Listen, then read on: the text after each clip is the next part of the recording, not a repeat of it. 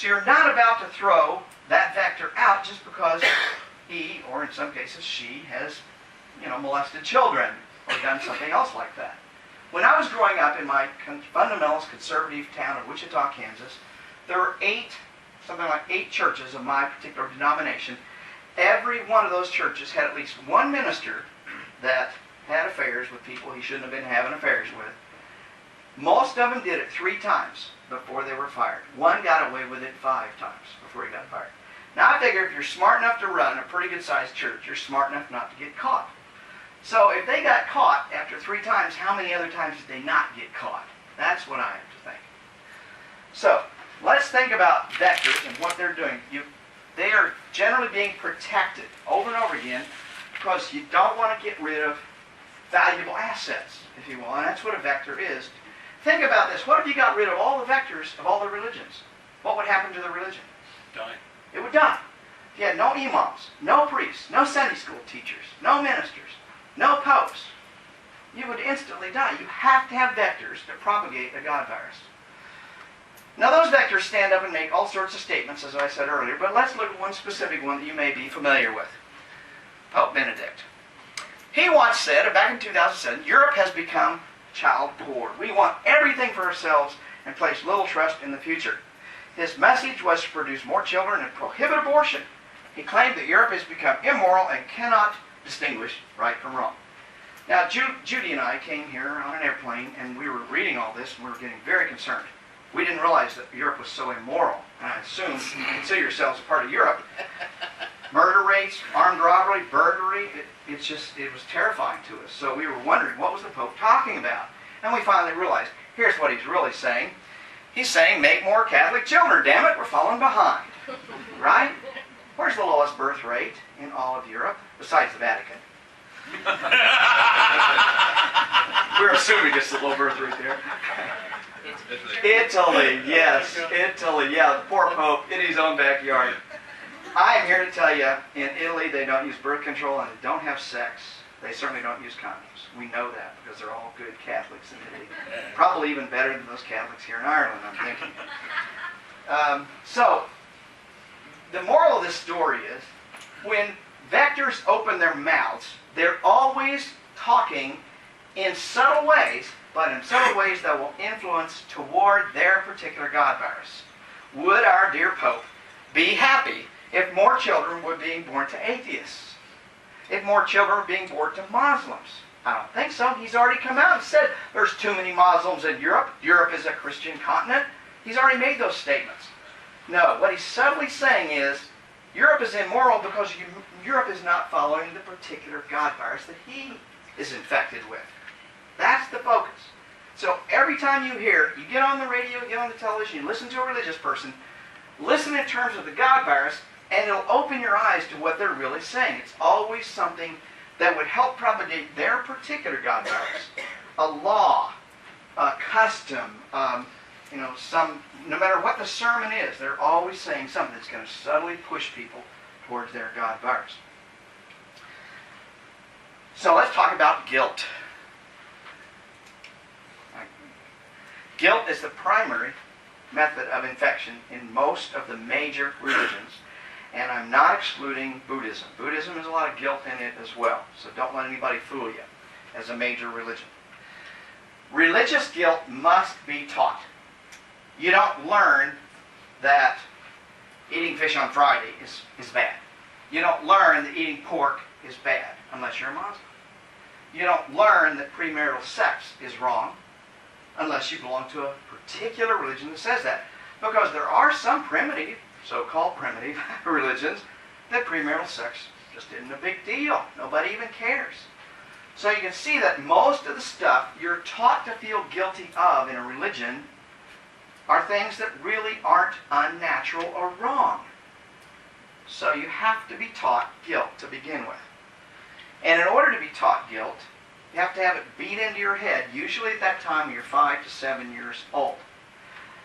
I found it really interesting during my clinical practice. I don't practice clinically anymore. I've been an organizational psychologist for about the last 25 years.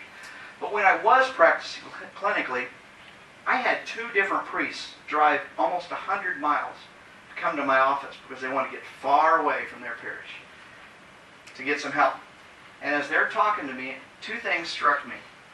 Most of their problems are around sex and sexuality. And, I mean, things like they liked pornography or they like to masturbate, things that, any normal red-blooded male probably going to look at, naked women once in a while and masturbate once in a while. But they couldn't deal with it. I'm thinking, this is perfectly normal behavior. How am I going to help you? It's normal. I don't have any problems with it, okay? Say, I do it no, I don't. I stopped. I got too much. My eye doctor said I had to stop. So that was number one. Number two was their own sexual development seemed to be arrested at a very young age. I would say they had the attitudes and understanding of sex. And these were priests that were older than me. They were in their 50s, both of them. Priests that probably were arrested at 9, 10, or 11 years old. They had that mentality about them. And it suddenly dawned on me, that's why priests are more attracted to kids, because that's where their sexual development was arrested at. They're just playing with their buddies. Now, I don't know about you. Well, many of the guys in my gym class, we kind of look at each other and we played around a little bit. Well, that's what you do when you're that age. That's a part of human experimentation. We see almost all primates do it. And we're primates as humans. So that was an interesting insight with these two priests. I'm assuming, it's a small sample, I know only two, but I'm assuming it's true of more than the two that I met. So I want you to remember this. You have to be taught what to be guilty of. Then you have to come back to your particular religion. You notice the Catholics do not go and confess to the Presbyterian minister. And the Presbyterians don't go confess to the imam. The only place you can get your guilt absolved is the place you learned the guilt in the first place. And different religions have different guilts. The Mormons have a whole set of guilts that the Catholics don't have. The Catholics have a bunch of guilts that the Muslims don't have. I mean, you guys, they're guilty about eating pork. You don't worry about eating pork. Most of the Catholics I know don't worry about pork. So you didn't learn that. If you understand the guilt cycle, it means you always have to come back to the God virus you were infected with to get rid of the guilt, to get absolution, if you will.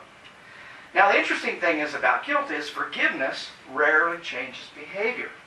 I don't know if you've noticed it, but if you feel guilty about something, you tend to do it even more.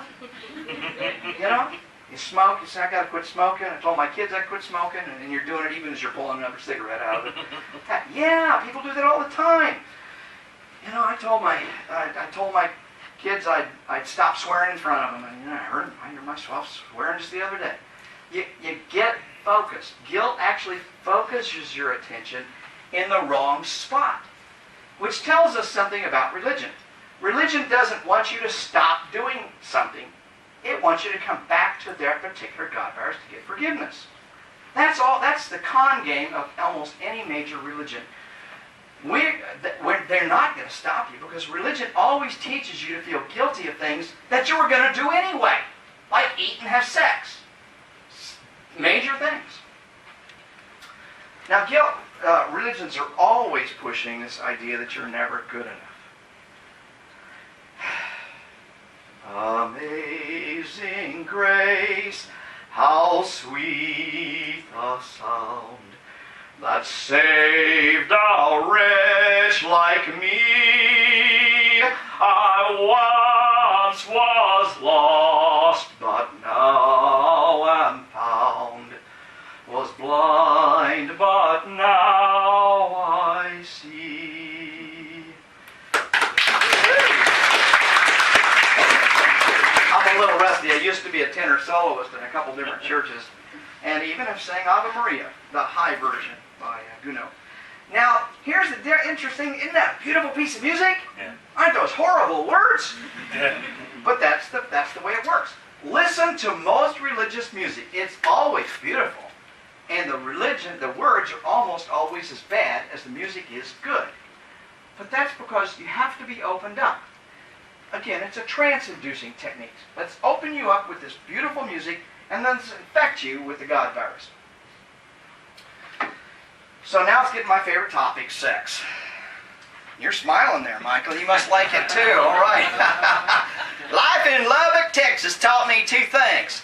One, that God loves you, and you're going to burn in hell. The other is that sex is the most awful, dirty thing on the face of the earth, and you should save it for someone you love.